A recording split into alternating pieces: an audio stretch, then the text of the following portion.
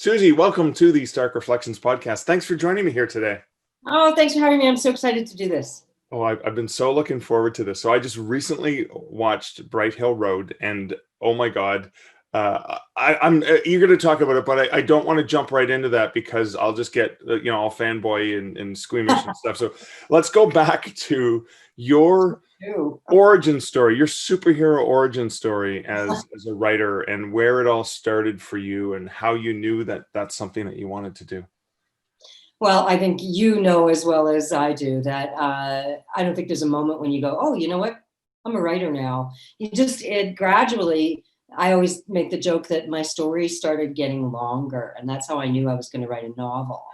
And so, a couple of novella length pieces in, and you go, well, maybe I should just go for it. But I've been a writer, I think, all my life, from little. It was a natural kind of thing that I did, just like some kids draw.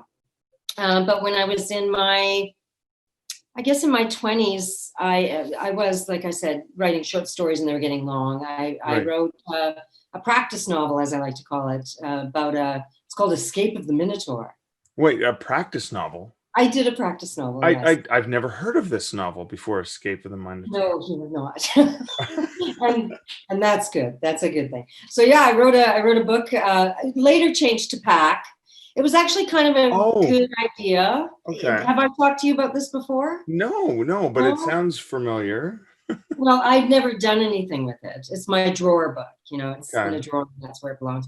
But it's about the ghost of a 10,000-year-old wolf whose grave is disturbed, and comes back and gathers all of the dogs of the world, and they attack. They attack humans. That was your practice novel? That was my practice novel, yeah. Wow, I guess it could be something that's revealed in like a director's edition cut one day.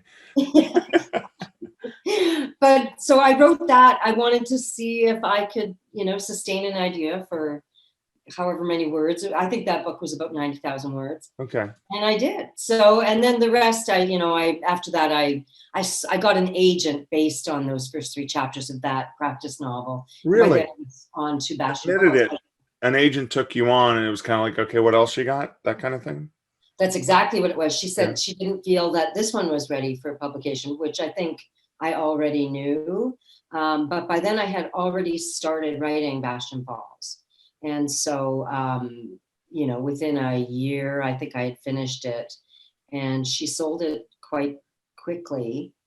And and then, Dry Spell after that, which was a big breakout novel, and then the rest of them. Wow. So I want to go back because listeners, loyal listeners to this podcast who pay attention to my ramblings at the beginning and end of the interviews have probably heard me say how I discovered Bastion Falls, how I discovered Susie Moloney as a bookseller, as a wee young bookseller in the 90s. And I was shelving books, and I remember picking up this book, and it was this stark white cover with this hand with some blood on it coming out of the snow. And it basically, the premise was, it starts snowing one day in September or early fall and doesn't stop. And it sounded like where I grew up. And I was picturing either Espanola or someplace on Manitoulin Island, which is near Sudbury, Ontario, where I grew up. And I was thinking, oh my God, I put it aside, wait for payday so I could buy it. And from that point on, I had to get every book you've ever written. But that one really spoke to me because it was like not post-apocalyptic, but it was almost like, is this the end? And it fed on all of the great things that made like Alien such a great movie, because you're trapped and you're isolated. Or a John Carpenter, The Thing is like, we're in the middle of nowhere and something's coming for us. Where did Bastion Falls come from? I'm just so eager, because I don't think I've ever really pestered you about that, have I? No, I don't think we've talked about it. And it's funny because on the back of the book, the jacket blurb says that it's a place in Northern Ontario. Oh. But in fact, it takes place in Northern Manitoba. There's actually a town. Does it really? Yeah. And there's a town, I'll think of the name of the town in a second, but it is, Northern Manitoba is bleak. That's, that's past the tree line, Right. right? And so when they do serious winter, they do real winter, not Yeah, like proper winter. Yeah. yeah. And so I went up there. I used to edit a magazine. I edited a magazine for about 4 years. And it was a provincial magazine. So we got some money to do a tour of the communities that we served. And so Leaf Rapids, Manitoba. So we went up north to Leaf Rapids, and their town is built like a winter town. So it is built in a wagon wheel. The center of the wagon wheel is a mall that has the school, the hospital, the library, the skating rink, the bar, Just like in the everything. novel. Okay. Just like in the novel, in this centerpiece. And then the spokes of the wagon wheel are the city streets and the residential homes and that sort of thing. Okay.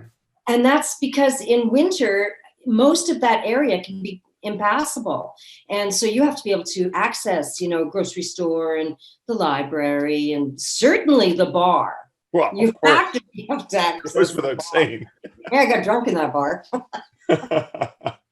But yeah, so this place was just amazing to me. We went up in September, and it was September 4th, and it snowed when we were up there. And that just, right? How could you possibly be somewhere where you knew it was going to be snow from September until May? Wow. And that was the Kickstarter for that novel. Yep, completely. Wow. So now I have to move. So I believe your second novel was A Dry Spell. Yes. Again, involving precipitation or lack thereof. and A Dry Spell felt like it was set in the US, I believe. Yeah, it was set just slightly south of the border from Winnipeg, where I was born and raised, in North Dakota-ish, like in around Fargo. And that had, it was interesting. I had the first John Grisham novel I read, I know is weird that the first John Grisham novel I read was A Painted House, which was the more literary, not a thriller, not a courtroom at all. And I think I read that around the same time I was reading A Dry Spell, and I found a lot of parallels in the maybe the setting, the scenery, the feel of it. He's a famous copier. Yeah. So he just copied all my thoughts. But that one was obviously about lack of precipitation, and that did have a more literary feel to it, although there was drama and tension. But something really cool happened with that. I remember there was an option popped out. What can you talk about that a little bit? Well, actually, let's talk about the novel first. What it was about, what inspired it. Were you somewhere when there was no rain for a long time, or how did that come about? Well, I'm a prairie girl. And so, the Canadian prairie is also it's very agricultural, as I'm sure you know, and we're entirely dependent on the whims of Mother Nature. And so I also have family who have farms, and, there have been some years when it's been extremely dry. One of the many things I know is that if you're having a dry winter, like we are here in Edmonton right now, by dry, I mean not getting a lot of snow, Right. that's going to be a bad spring for the farmers. Right. And so it was some of it was a part of Write What You Know. And another part of it was, and it's funny because Stephen King and I have these parallel lives that I will get to in a moment. But I thought, what if there was this one place that was just being cursed? It was just them who were not getting rain, as if they were under a dome. Oh. That was way back in the day. Anyway, so that I thought, okay, well, what curses land? And blood is spilled, and so I wanted it to be kind of an innocent whose blood was spilled, and so that actually supplies the premise for the book. Is I have a prologue where we find out where the curse comes from. Right. Originally, that book was supposed to be focused more on the love story, which it does. It does focus on the love story. But I got so attracted and so excited about writing this multi-perspective book about this, this contained town. I fell in love with so many of those characters, and so it became something I like to think a bit bigger than just a love story. which I mean, it retains the love story. Yeah, it does retain. Yeah. It's a beautiful love story in the middle of that there. But yeah, that was, the 90s were a great time for novelists. That was really our golden age, because everybody was buying the giant tomes, Right. and everybody was looking for the next tome. And so, the first few chapters of my book got leaked, quite probably by my agent, although she denies it to this day. But they got leaked, and so people saw them, and suddenly there was a ton of interest. And so it went to auction. It went first to publishing auction. No, it went first to film auction, where it was being crazy bid on by, as I recall, Demi Moore's production company, Jennifer Aniston's publishing or production company, and for sure Cruise Wagner, which was Tom Cruise's production company at the time. And it was crazy. I have to tell this story. So the night that it went to film auction, I was rolling change to pay the phone bill. And wow. So this is a Stephen King parallel. Almost, except his wife had sent his book in. Oh, that's right. I keep throwing it in the trash. I had no intention of throwing anything I wrote into the trash. Those words are fine. And so then my film agent at the time, she called because she needed some detail, and my agent wouldn't tell me anything. And I said, well, what's going on? What's going on? And she says, well, it's going to be big. And I said, big like new contact lenses, or big like a car? And she says, oh, car, boat, RV, vacations. I just went, and I hung up. Yes, crazy. So that was a big breakout novel. And certainly one of my favorite projects. That was with Random House, right? The first deal was actually made with Doubleday in the US. Doubleday, which was a imprint of Random House here, and so then all the other countries picked it up from. So it was Random House there, Random House here, but it was Headline in the UK, and Headline was everywhere. Also, all the sort of UK properties, but it was published in 18 countries, 12 languages. Wow, it was crazy. It was crazy time. They just don't do. They don't. It doesn't happen like that. No, not anymore. And what's really funny is, as you were talking about a dry spell, I know it's kind of weird, and we're talking about this with the new movie, but I only now just made the connection of the double entendre for spell, or the double meaning. Oh, did you? The land was cursed, and I was only thinking of a dry spell in terms of the timing. Oh my God, it's like all these years later. What is it? Let's not count the years, but that I finally went, oh wow, that's what she was doing. I get it. Well, I'm glad that you got it. Finally. Yeah, give me another 10 years. I might pick up on something from Bastion Falls that alluded. Well, okay, so you did was it two more books, but then you changed your focus into a different kind of writing, and I'm kind of curious about the transition of how that happened and why, because you had this huge, right, this thing that novelists dream of happening with a dry spell, and then what was next in store? Well, actually, in a lot of ways, I saw the writing on the wall, literally, because it was publishing was changing, and it was changing rapidly, and I was kind of caught in that eddy that. I was on my way to becoming a mid-list writer, which was fine. Right. But I could see that advances were plummeting. Right. So, where I was making hundreds of thousands of dollars, and I was now going to be in the 5-figure. Not that there's anything wrong with 5-figure. But you can't live off of the advance, especially because the advance doesn't come all at once either. No, it does not. It comes in thirds, Exactly. And it was also becoming a world where there was no hardback deal, softcover deal, and then the other deals. It was becoming a world where you got a trade paper deal, and that was it. And then eventually, by the time, now 13 was part of a 2-book deal, and so it, it didn't apply. But by the time I would have been writing another novel, we were now down to 4-figure advances from. And so I just thought, this is great, but I can't live on it.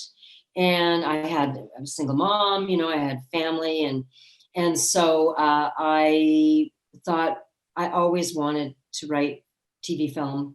I was a huge TV film person, and it was sort of shocking to me that I had never written any film or TV. Right. And so that was it. I thought, well, I'm going to give it a shot. I started, with a spec script, and I wrote a spec script for Dwelling, which wasn't very good. But through that process, I met and hooked up with my partner in the industry, Robert Cuffley, who's the director of Bright Hill Road, also the director of my award-winning short, Romy. And yes. Yes.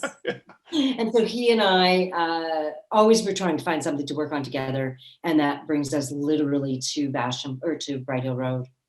So how did that writing process work? So when you were writing the screenplay, because you and Robert were already partnered on that, was there a lot of back and forth, or was it you went off to your typewriter and then you brought the finished script? I'm really curious about how that process happened.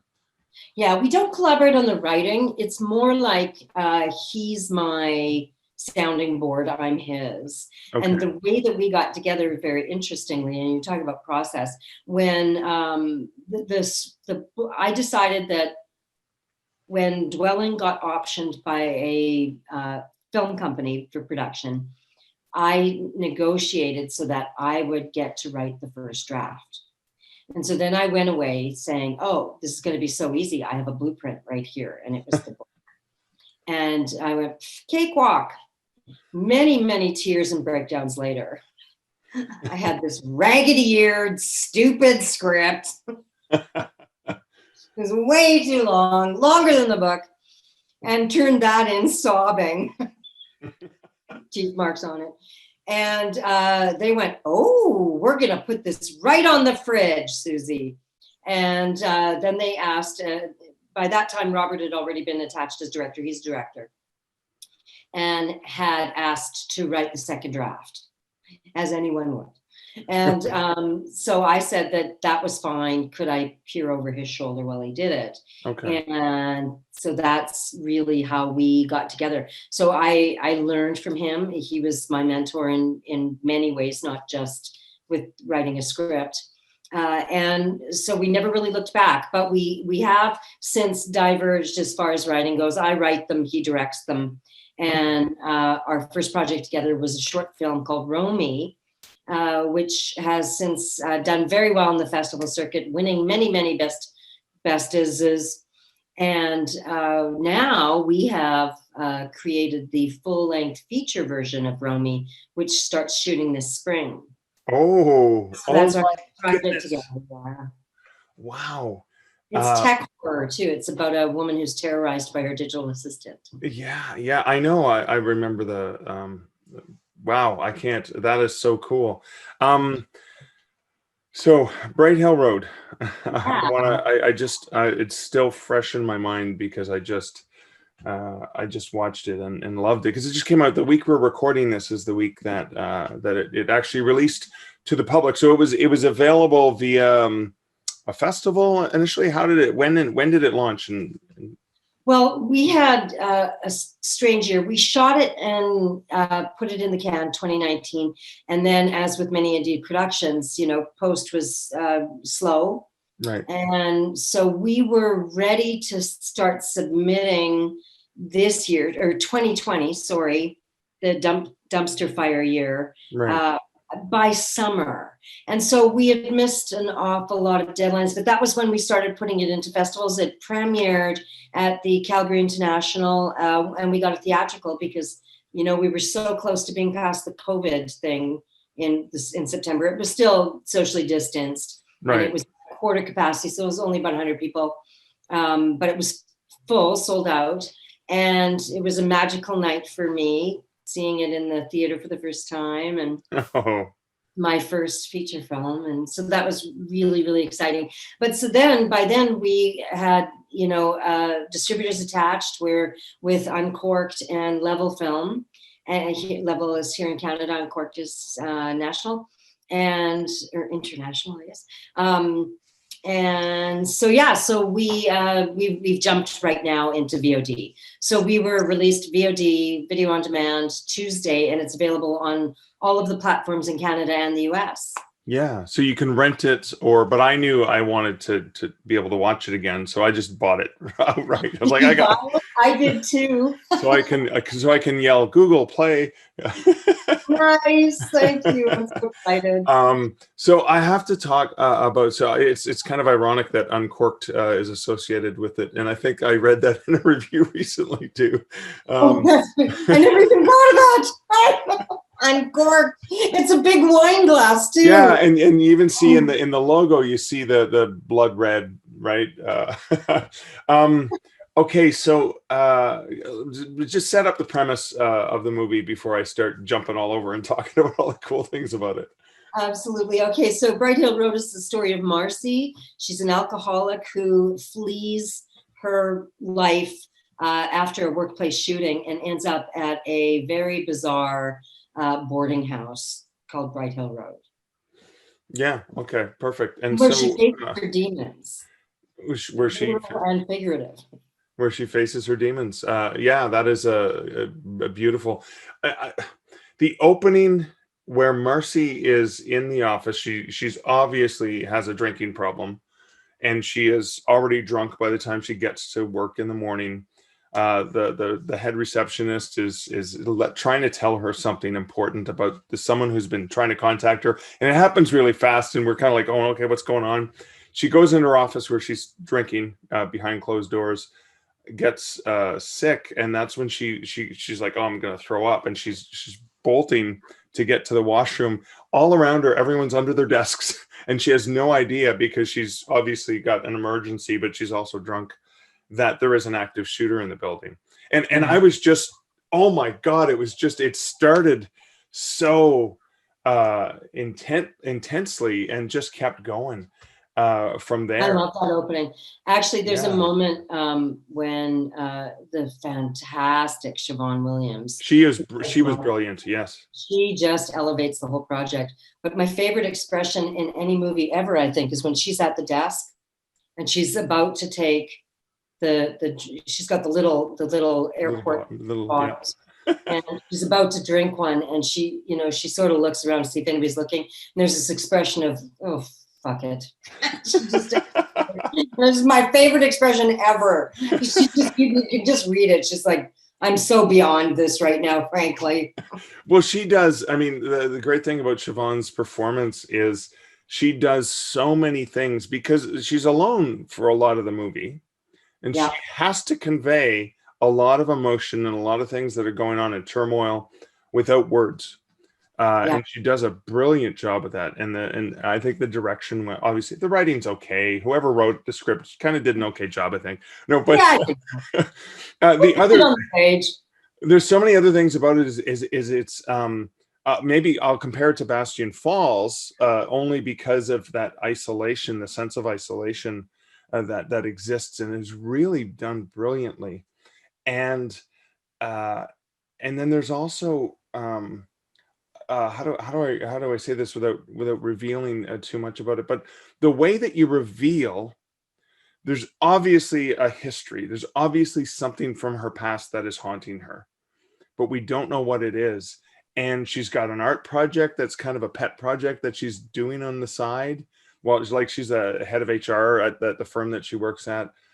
And then just the way that it's revealed is just so, it's not in your face at all. It's just you really have to be, it's like a thinking person's horror film. I don't know how to say this. Great thing to say. Thank you. Yeah. But I love the way that it's just this, and it's not blatant. You really have to pick up and put this piece together, and this piece and this piece, and it wasn't until as I was telling you before we began the interview, it wasn't until I woke up this morning that a bunch of things kind of like, oh my God, dry spell, that means this. That happened to me. And I went, oh my God, that's why this, and that's why that. Oh, that's so cool. I like when a movie can haunt you like that so much afterwards. How has the reception been to the film? We're getting great reviews. I think we're 5 for 5 great reviews. We got reviewed in Rue Morgue, which, you know, for us horroristas, you know, that was kind of a mecca. And so that was a big deal. We're getting a bit bitch slapped on IMDb, but it's mostly, you know, the young guys. There's no woman getting slashed in the first 15 minutes. And so, you know, horror equates with slasher movies, and it's not a slasher movie. Yeah. No real body count. Well, there is, but you don't want to talk about that. And so, yeah, so, you know, so if you're watching this and you've seen it, go on IMDb and give us a good rating, because, you know, good idea. So I have to talk about this because you know, on the video you've put Susie Moloney, and you're unashamedly a huge horror fan. Identify yourself as a horror writer. You don't put on any sort of pretension like, oh no. You embrace in horror, true horror, not slasher horror, but actual the pure horror that we know is that emotion. How has that been you know, it's like do you get people's like, well, she seems so sweet, how can she write such things? I used to get that a lot more. I know that when I was back in the day, Bastion Falls days, there was discussion about me using my initials instead of my name. Oh, okay. Because it wasn't a realm that women wrote in, and they were concerned that we would get mixed up with romance or we wouldn't be taken seriously. And but I insisted I wanted my name to be on the book. And so, yeah, I mean, that was, you know, what, 25 years ago, Mark, about that, when I was 12. Like I was about 12. Yeah, of course. Yeah. And I was 5. Yeah. We were so young, just really little kids. And but it's been better. And, you know, women are having a moment. Women in horror are having a moment.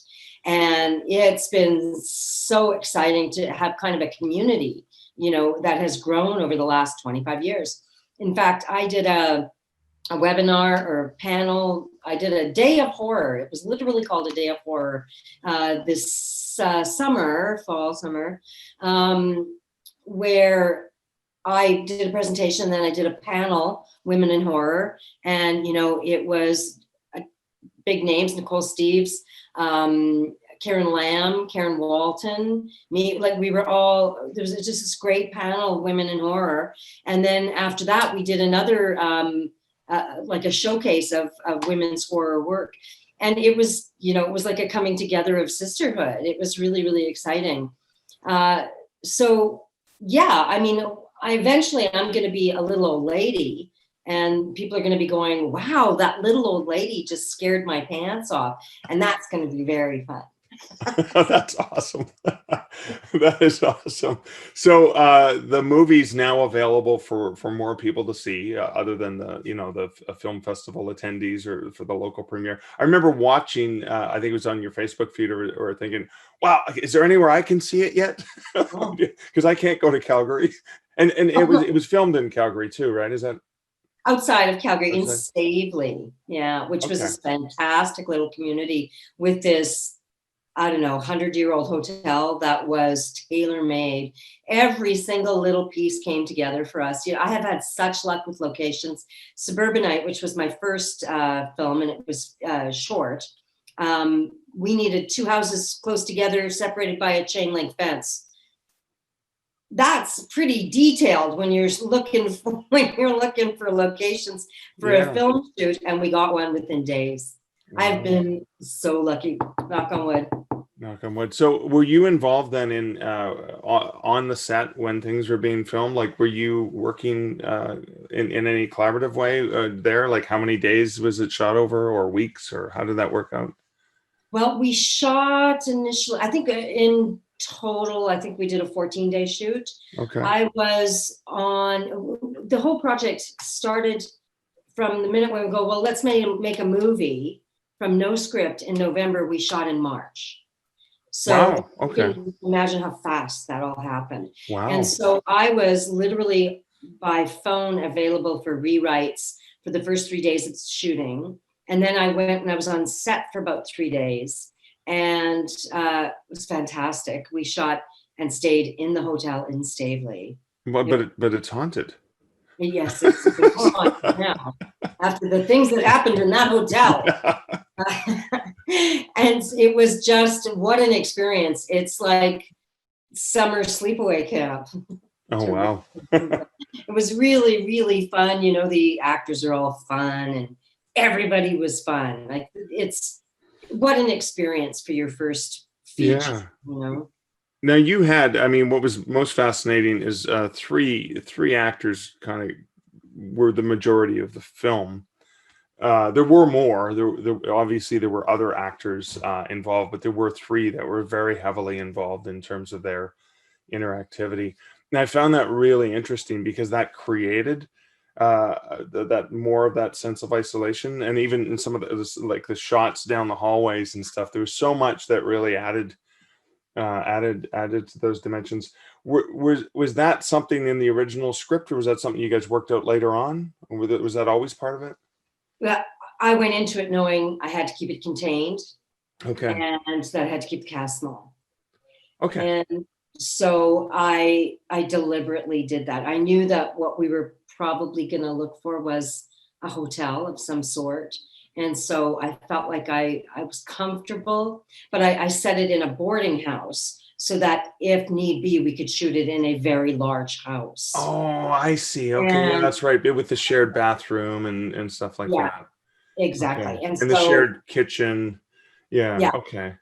And Awesome. so we were extremely lucky that it all kind of came together, but it was deliberate because, I mean, obviously indie production, it's a Yeah. smaller budget than, you know, not no $20 million movie.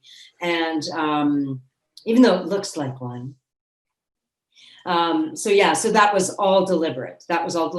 Same with, I wrote 2 feature scripts this year. The first one that I wrote was Penny Whistle, based on a short film that Robert Cuffley wrote and directed and produced. And I expanded it into a feature film. We were going to shoot that in 2020. But in fact, you know, COVID had its way with us, Right. and it had no restraints on it because we had more money, you know, so it takes place in a school. There's a monster, like it's like it's a huge thing. And, you know, by the time I finished that script, we were all kind of, oh, well, that's not going to happen. Yeah.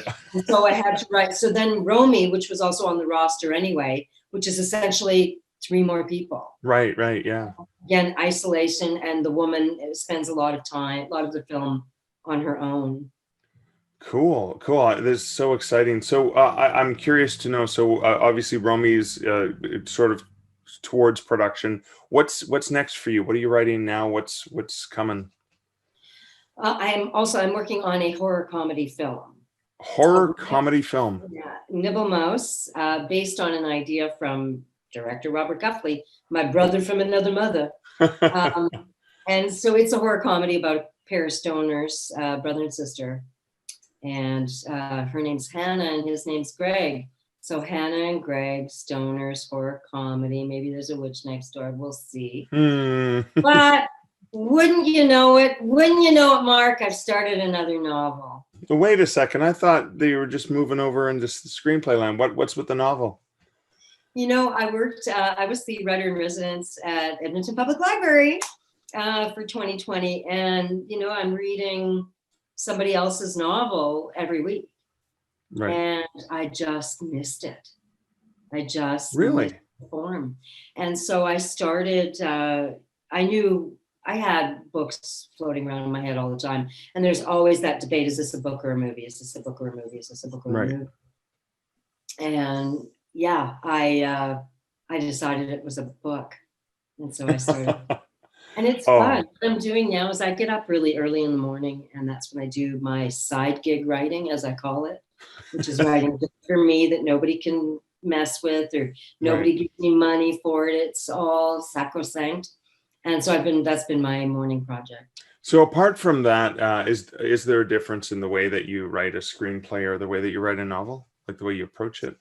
I was so nervous to try to write a novel again, because you're thinking, the thinking behind those platforms is very different. Right. In a screenplay, it's got to be seen. Right. And that was a big adjustment for me. What did that mean? It has to be seen. Right. And it took some time for me to understand how to visually put things on paper. With a novel, you've got all the geography in the world, and you can, have 4 pages of description. I rarely recommend that, but you can. Okay. And so my first couple of stabs at the beginning were really sparse, but tight, Ira 11, spare writing, like it. Right. And I should be so lucky to say it was like Ira 11, but it eventually, I found some sort of medium. So my voice is different. The writing is more spare. Right. I still think it's every bit as visceral, and I have my own style. I'm sure a lot of, with my parentheticals and, my italics, and editors hate me. I still think writers love me, or readers love me. And so that's all retained. But the writing is more spare. And I have to say, I think I like it more. But you know what? Style and writing have changed since I was writing my big tomes. Right. And now writing is more spare. Right. That is the style. We've come full circle. That was very much an early 70s, late 60s kind of style. And we're back at it now. That's cool. So you mentioned how being the writer in residence for the Edmonton Public Library. That's right. How that experience reminded you of some of the things you really missed about writing novels. What was the common thing? So what happens is, as a writer in residence, you're a mentor to people from the community who can come in and for free can consult with you, and you can read and give them feedback and stuff. What's something that that you think would be valuable for writers to understand based on all of these different writers that you had the opportunity to work with, I guess, in the last 9 months? How long were you there? A year? Year. Yeah. Yes. Big. Geez, that's a really good question. I ended up telling everyone that, the first draft is never going to be perfect, because people, they'll write 2-3 chapters and they'll go, well, this isn't very good. It's not like it is in my head. And it never is. That is an experience thing. And so my advice ends up being to pretty much every writer I spoke to, that every time you sit down at that keyboard and write something, you're a better writer than you were the day before. And it's absolutely read, write. Those are the 6 rules to becoming a great writer. And it's the same for everyone. Stephen King didn't sit down and write The Shining. Well, he probably did, but he didn't. There was 10 books before that. He's got his share of drawer books. Mark, back me up. This is the truth. Every time you write something, you're a better writer. Yeah, that is true.